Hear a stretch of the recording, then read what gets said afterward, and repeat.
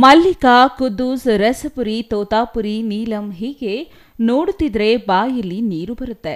ಆದರೆ ಇದೇ ಮಾವು ಬೆಳೆಯುವ ರೈತನ ಕಣ್ಣಲ್ಲಿ ಕಣ್ಣೀರು ತರಿಸಿದೆ. ಈ ಸಲ ಮಾವಿನ ಬೆಲೆ ಪಾತಾಳಕ್ಕೆ ಇಳಿದಿದೆ. ಮಾವಿನ ಬೆಲೆ 100 ರೂಪಾಯಿಗೆ 5 ಕೆಜಿ ಮಾವು ಮಾರಾಟವಾಗಿ ಕೈ ತೊಳೆಯುತ್ತಿದ್ದರು. ಮಾವು ಬೆಳೆಗಾರರು ಅನುದಾನ ನೀಡಬೇಕೆಂದು ರೋಡ್ಗಿಳಿದು ಆಗ್ರಹಿಸಿದರು. ರೈತರ ಮನವಿಗೆ ಸ್ಪಂದಿಸಿದ ಸರ್ಕಾರ ಕೊನೆಗೂ ಮೊನ್ನೆ 101 ಕೋಟಿ ರೂಪಾಯಿ ಬೆಂಬಲ ಬೆಲೆ ಬಿಡುಗಡೆ ಮಾಡಿತ್ತು. ಆದರೆ ಈಗ ರಾಜ್ಯ ಮತ್ತು ಕೇಂದ್ರ ಸರ್ಕಾರದ ನಾಯಕರ ಮಧ್ಯೆ ಕ್ರೆಡಿಟ್ ವಾರ್ ಶುರುವಾಗಿದೆ.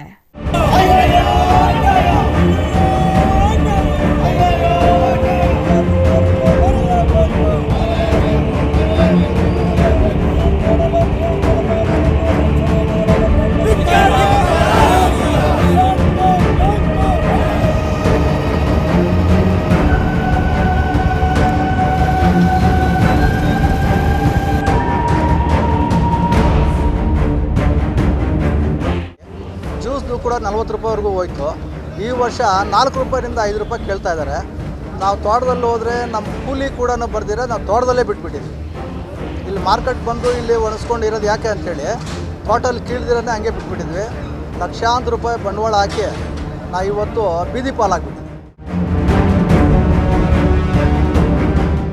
ಕೇಂದ್ರ ಸಚಿವ ಚೌಹಾನ್ಗೆ ಈ ಬಗ್ಗೆ ಪತ್ರ ಬರೆದಿದ್ರು.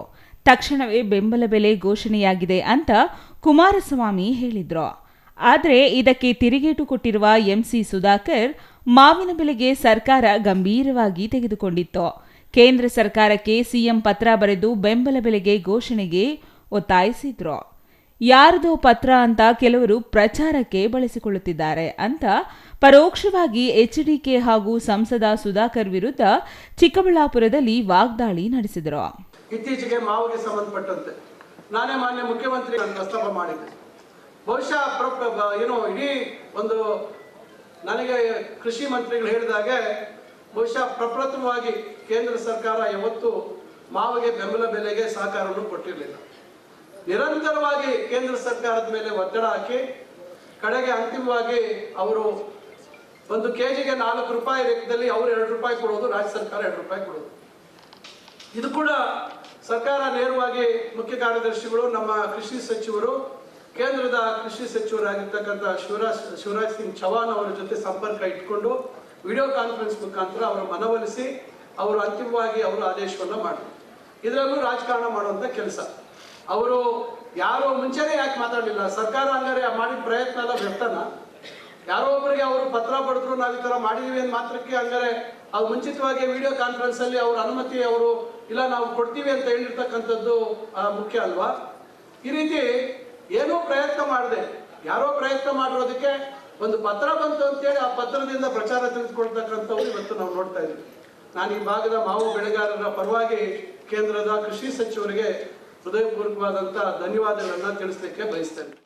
ಕೆಳಗೆ ಬಿದ್ರೂ ಮೀಸೆ ಮಣ್ಣಾಗಲಿಲ್ಲ ಅಂತ ಉಸ್ತುವಾರಿ ಸಚಿವರು ಇಲ್ಲಿ ಸಿಕ್ಕಿದ್ದಾರೆ. ಅವರು ಮಾಡೋದು ಇಲ್ಲ.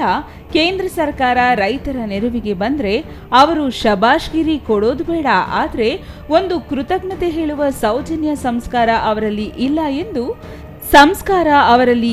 ಎಂದು ಸಂಸದ ಸುಧಾಕರ್ ಟೀಕಿಸಿದ್ರು. ಬಿದ್ದರೂ ಕೂಡ ಮೀಸೆ ಮಣ್ಣಾಗಲಿಲ್ಲ ಅಂತ ಉಸ್ತುವಾರಿ ಸಚಿವರು ಇಲ್ಲಿ ಸಿಕ್ಕವ್ರೆ. ಅವರು ಮಾಡೋದೂ ಇಲ್ಲ. ಕೇಂದ್ರ ಸರ್ಕಾರ ರೈತರ ನೆರವಿಗೆ ಬಂದರೆ ಅದನ್ನು ಅವರು ಶಬಾಷ್ಗಿರಿ ಕೊಡೋದು ಬೇಡ, ಅಟ್ಲೀಸ್ಟ್ ಅದಕ್ಕೊಂದು ಕೃತಜ್ಞತೆ ಹೇಳುವಂಥ ಸೌಜನ್ಯ ಸಂಸ್ಕಾರ ಅವರಲ್ಲಿ ಇಲ್ಲ. ಅದನ್ನು ನಾನು ಎಕ್ಸ್ಪೆಕ್ಟೂ ಮಾಡಲ್ಲ, ಯಾಕಂದರೆ ಅವ್ರಿಗಿಲ್ಲ ಅಂತ ನನಗೆ ಯಾವತ್ತೋ ಗೊತ್ತಿದೆ.